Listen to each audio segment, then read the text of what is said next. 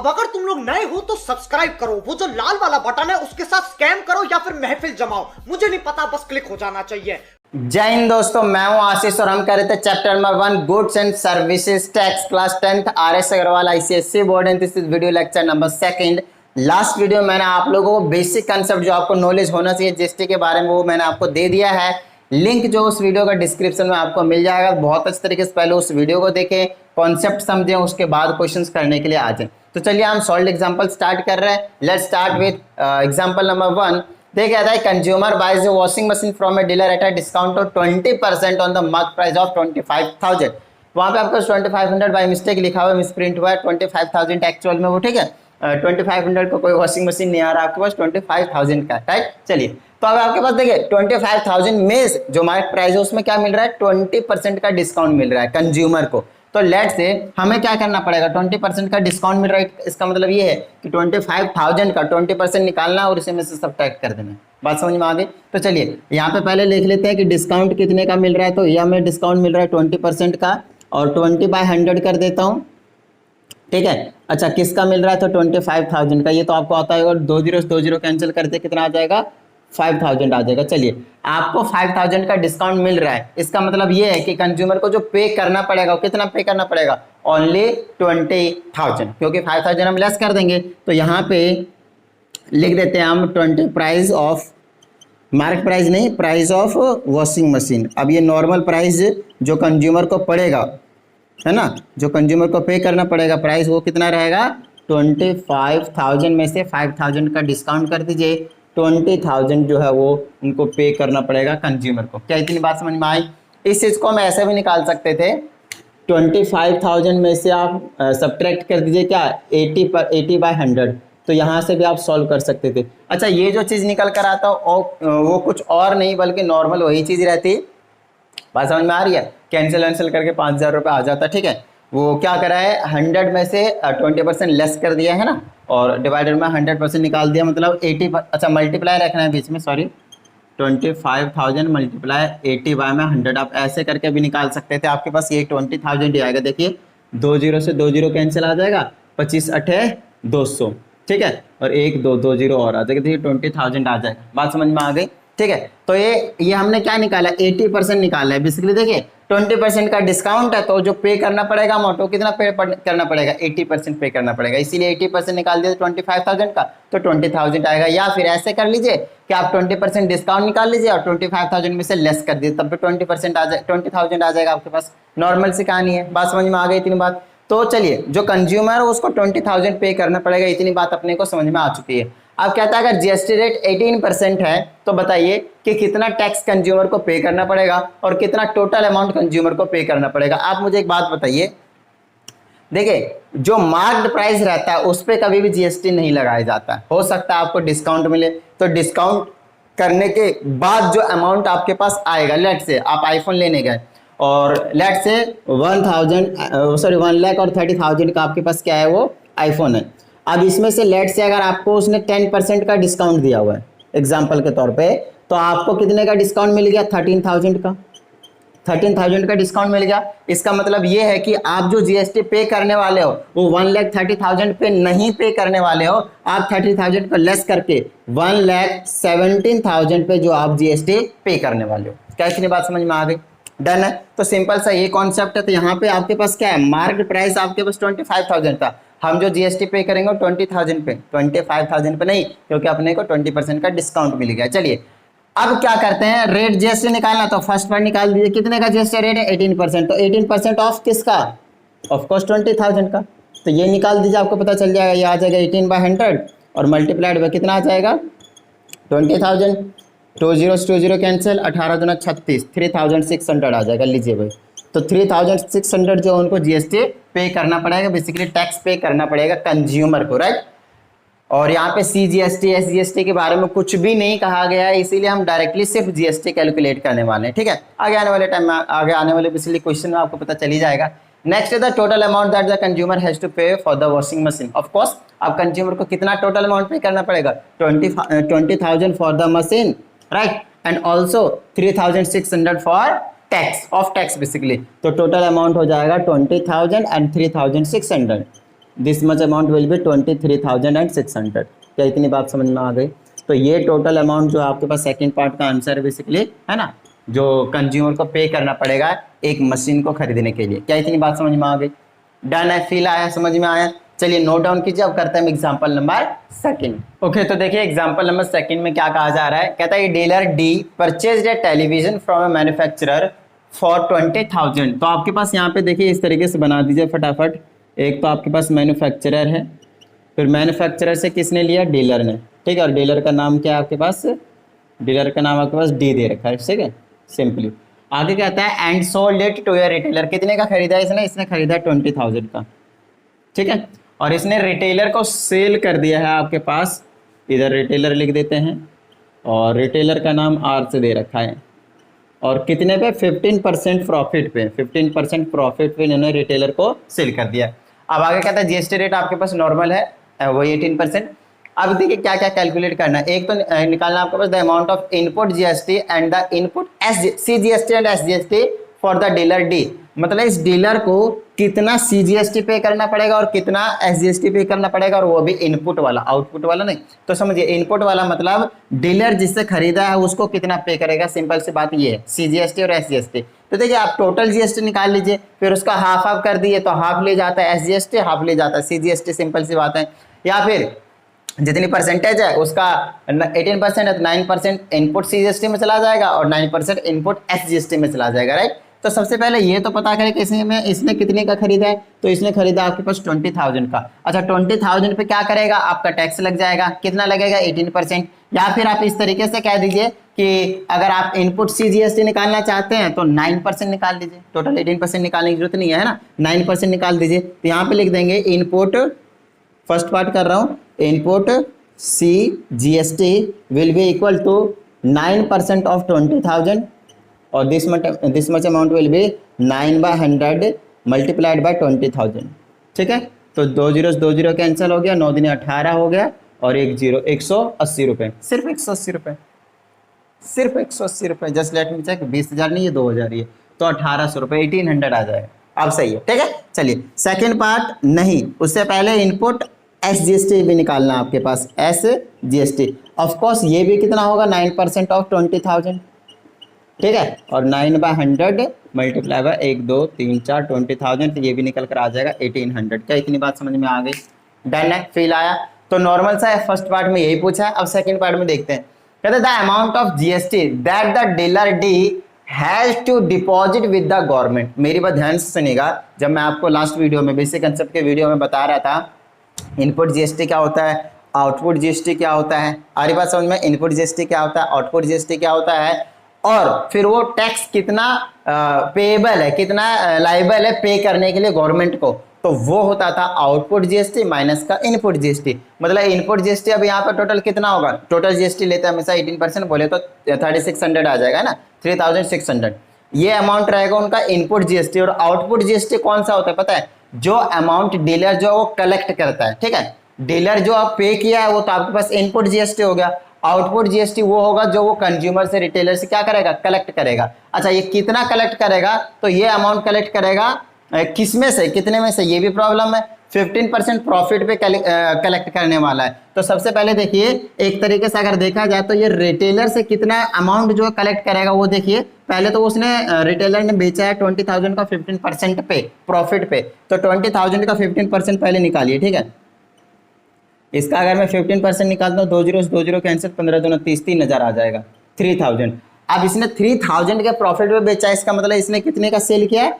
इस रिटेलर ने खरीद पाया है बिस्तारी ने 23,000 का, 23,000 का। बात समझ में आई? अब ये जो डीलर है वो कितना कलेक्ट करेगा इससे? वो जो अमाउंट कलेक्ट करेगा वो 23,000 का 18% कलेक्ट करेगा, and that much GST will be the output GST. क्या इतनी बात समझ में आई? जो 23,000 पे कलेक्ट किया जाएगा वो होगा आपके पास आउटपुट जीएसटी। अब आपको क्या करना है पता है?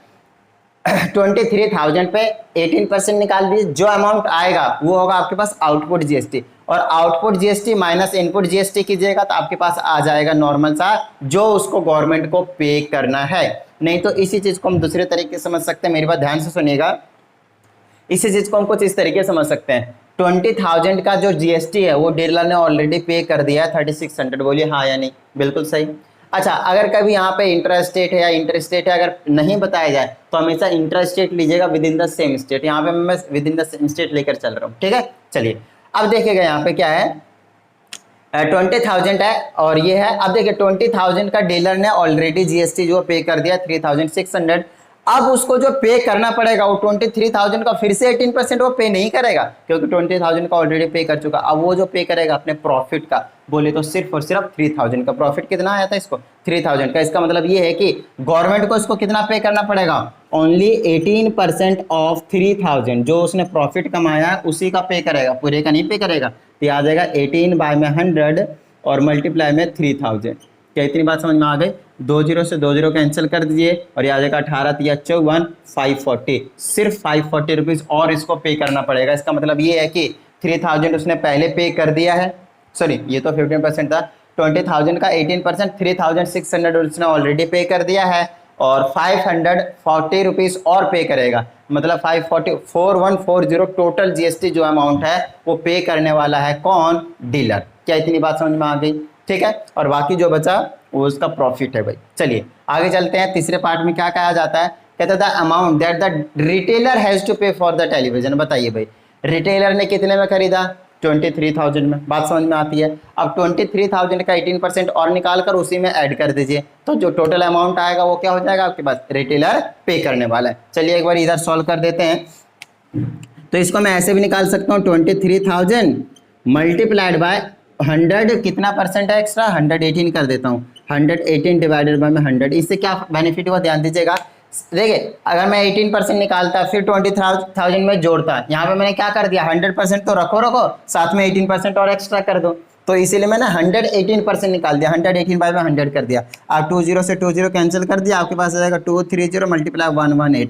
अब इसको सॉल्व करना है और आपको रिजल्ट मिल जाएगा। तो मैं मल्टीप्लाई कर देता हूँ तो आपके पास यहाँ पे जो आ जाने वाला है वो क्या हो जाएगा आपके पास, just let me check, 230 multiplied by 118, 27,140, 27,140 ना, 27,140 रुपीज़ जो उसको पे करना पड़ेगा इस रिटेलर को। 18% जीएसटी भी पे करेगा ना ऑफकोर्स, प्रॉफिट तो ये ले गया बेचारा। तो 23,000 को उसको टीवी पड़ा है, टेलीविजन पड़ा है, और 23,000 का 18% जीएसटी मिलाकर 27,140 रुपीज़ जो पे करना पड़ेगा रिटेलर को। क्या इतनी बात समझ में आई?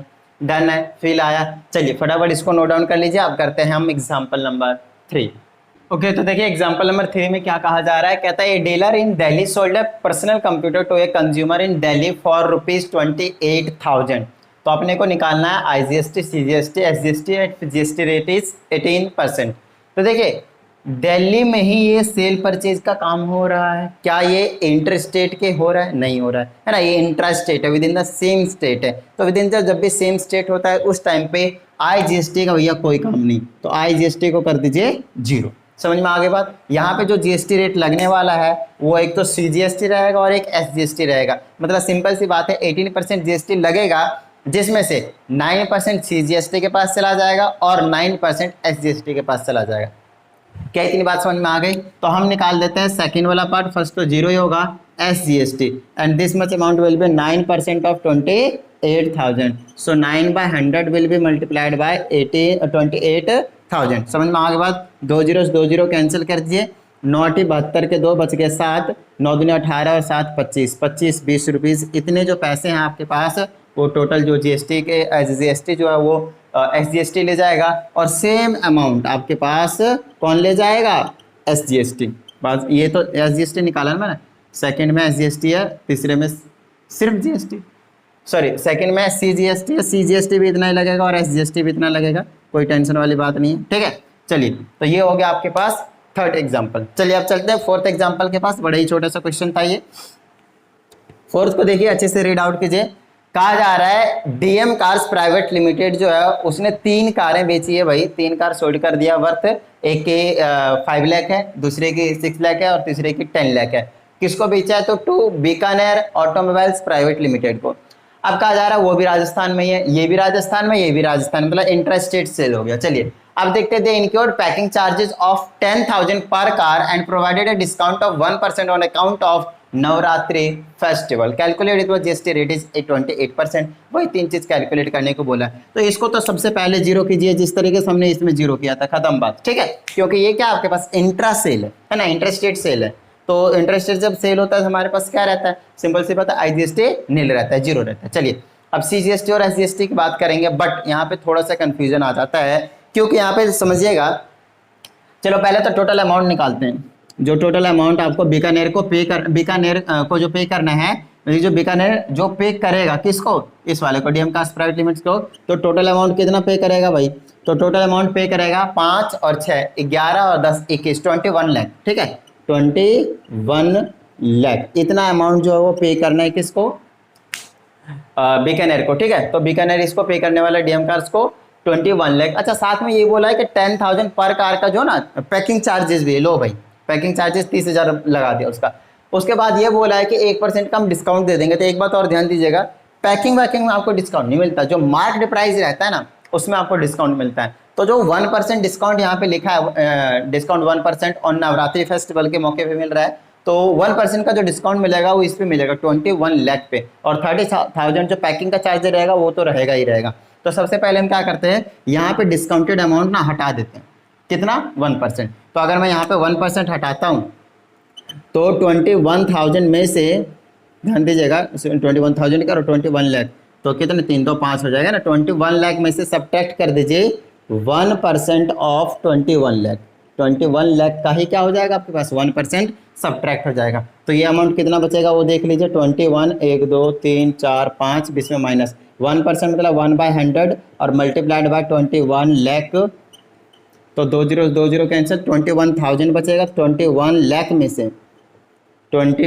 में से 21,000 आप रिड्यूस कर दीजिए, कम कर दीजिए, तो कितना बच जाएगा, इधर लिखता हूँ मैं 21 1 2 3 4 5 फिर 21,000, एक यहाँ से लिखना पड़ेगा 21 1 2 3 21,000, यहाँ बचेगा 9 में, ये तो 0 0 0 बचेंगे, 9 में से 1 जाएगा, सॉरी ये 10 है, 10 में से 1 जाएगा तो 9 बचेगा, यहाँ 9 में से 2 जाएगा तो 7 बचेगा, है ना, 7 बचेगा, और यहाँ पे 1 बचेगा, और ये आपके पास 2 बचेगा। क्या इतनी बात समझ में आ गई। ये क्या हुआ, 21 लाख कैसे बचेगा, यहाँ पे फिर 0 बचना चाहिए ना, 0 बचेगा, सॉरी। तो देख लीजिए, क्योंकि यहाँ पे कैसा आया होगा, 10 कैसे बना होगा, ये वाला 1 आया होगा, फिर यहाँ आया होगा, फिर यहाँ पे 9 में से 7, अब ठीक है 20 लाख और 79,000 बचा, क्योंकि 20 लाख में से इसको मैंने सब्ट्रैक्ट कर दिया, तो 20 लाख और 79,000 ये चीज़ अमाउंट जो है वो बचा है। ये अमाउंट उसको डिस्काउंटेड के बाद मिला है, लेकिन बोला भाई अभी हम रुको, यहाँ पे अभी 30,000 रुपये 30,000 रुपये जो पैकिंग चार्जेस भी लगा रहे हैं हर कार का 10,000 राइट, तो 30,000 इसमें और अमाउंट ऐड कर दिए, तो आ जाएगा 30, ये आ जाएगा 0 0 0, ये आ जाएगा 9, ये आ जाएगा 7 3 10 के 0 बच गया 1, यहाँ पे 1 आ जाएगा, ये आ जाएगा 210,900। तो जो टोटल अमाउंट पे करना पड़ेगा बीकानेर वाले को वो है कुछ इतना 21 लाख, उसके बाद 9,000, कुछ इतना अमाउंट, मतलब पैकिंग चार्जेस लगा के इन्होंने एक्स्ट्रा ही कर दिया, जितना डिस्काउंट दिया उससे भी 9,000 एक्स्ट्रा कर दिया, बात समझ में आई। तो ये अमाउंट तो पे करना पड़ेगा भाई, नवरात्रि के मौके पर 1% डिस्काउंट के बाद भी 21 लाख 9,000 किसको, इस वाले को, डीएम कार्स प्राइवेट लिमिटेड को पे करने वाला है कौन, बीकानेर ऑटोमोबाइल्स प्राइवेट लिमिटेड। अब बात आते हैं यहाँ पे ये कि यार जीएसटी भी तो पे करना है। अब जीएसटी करने के लिए हमें क्या करना है, सिंपल सा एक छोटे से कैलकुलेशन करना है, इसको तो नील कर दिया है, एक तो सीजीएसटी निकालना और एसजीएसटी निकालना है। इंट्रा स्टेट है, मतलब 28% का 14% सीजीएसटी ले जाएगा और 14% एसजीएसटी ले जाएगा, बात खत्म, ठीक है। अब ये मत कहिएगा कि 30,000 ऐड कर दिया उसमें भी जीएसटी लगेगा, जी हाँ, जितना कोई भी कंपनी प्रॉफिट कमाती है पूरे में आपका जो है वो जीएसटी गवर्नमेंट लेगी ही लेगी, वो नहीं छोड़ेगी। आप एक्स्ट्रा चार्ज कर रहे हो, दो हमें भी दो, बात समझ में आ रही है।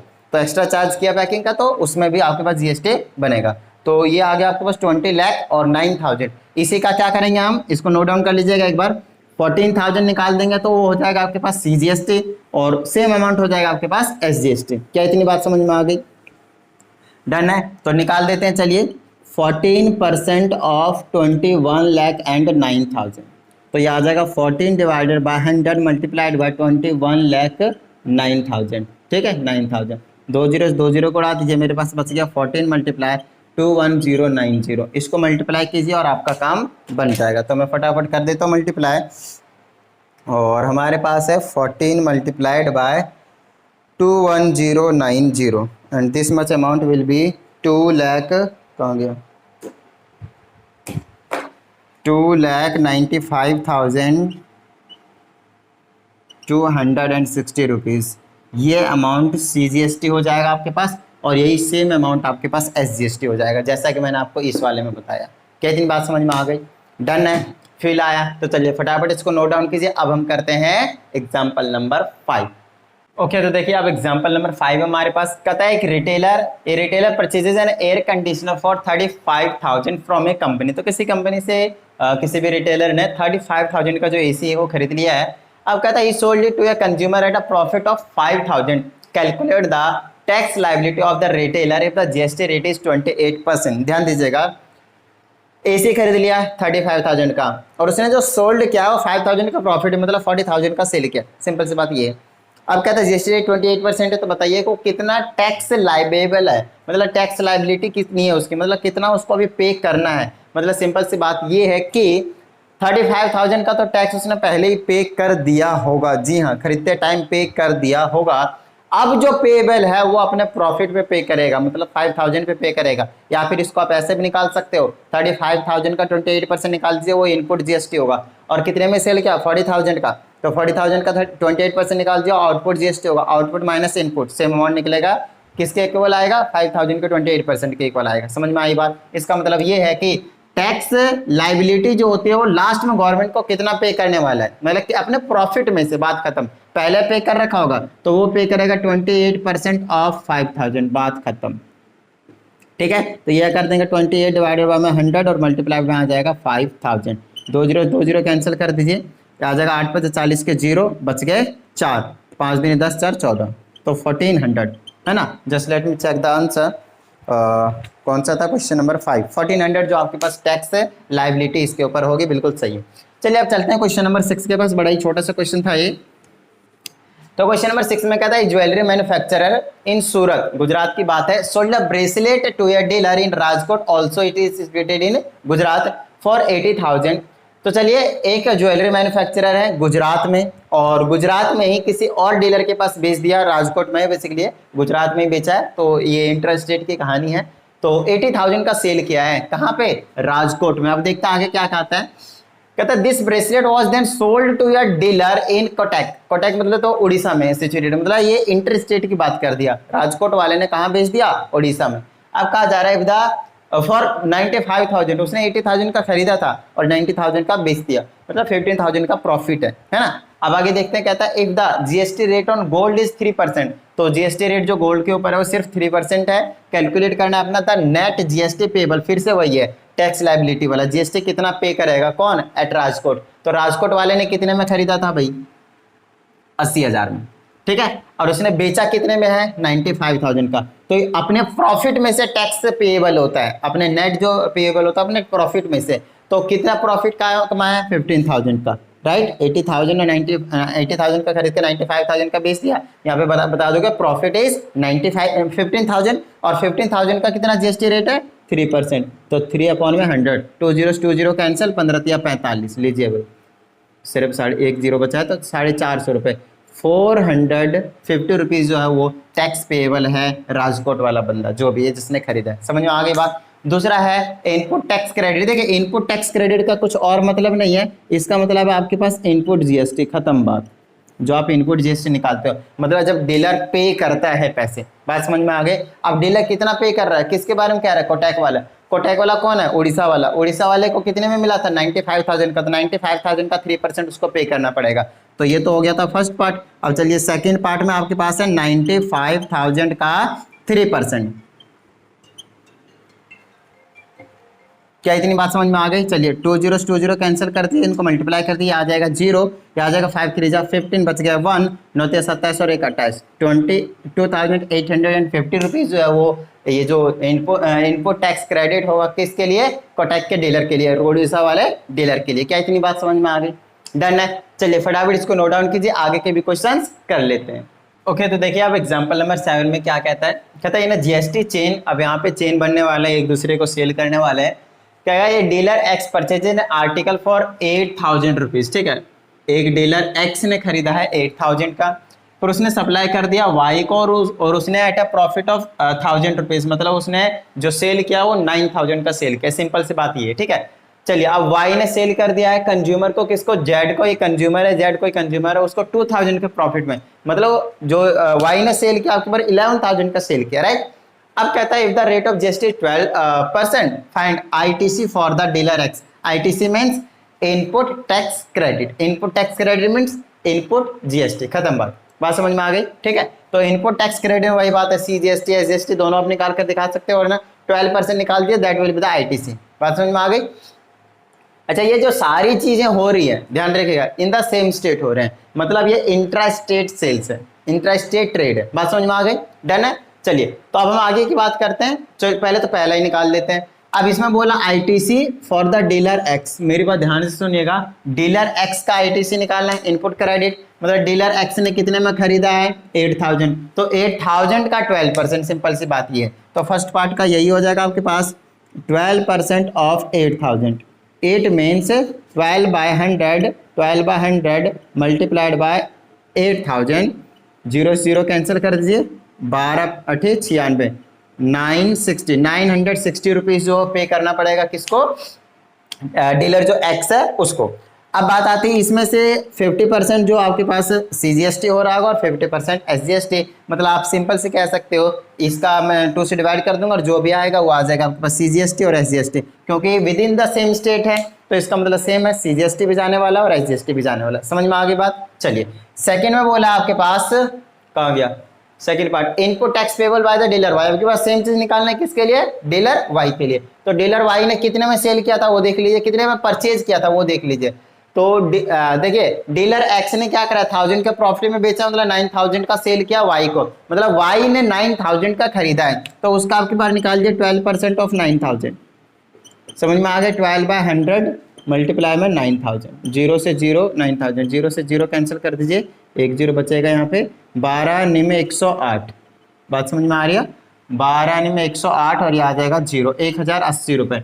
अब इनका हाफ हाफ करके सीजीएसटी और एसजीएसटी आप निकाल सकते हैं। चलिए तीसरा चलते हैं हम, अब आगे चलते हैं। तीसरे पार्ट में क्या बोला है, total cost price of the article. Third part में total cost price of the article for consumer Z. देखिए जो जेड है वो कोई कंज्यूमर है, और एक चीज और बता दूं, अगर कोई कंज्यूमर होता है तो वो कभी भी, ध्यान दीजिएगा, वो कभी भी आपके पास वो आगे फर्दर सेल नहीं करता है। कंज्यूमर क्या करता है, कंज्यूम करता है, उसको यूज करता है जो भी आर्टिकल होंगे।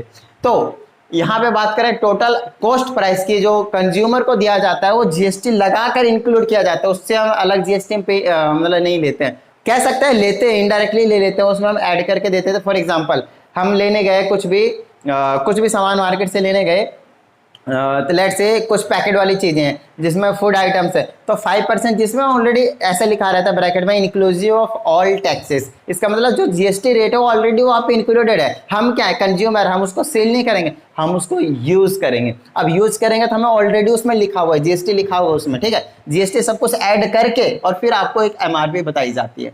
बात समझ में आ गई। चलिए तो यहाँ पे जेड के लिए क्या होने वाला है वो देखिएगा, टोटल कॉस्ट प्राइस होने वाला है। तो ध्यान दीजिएगा जेड को कितने में मिला प्रोडक्ट, पहले तो वो देखिए, और उसमें 12% आप जीएसटी लगा दीजिए।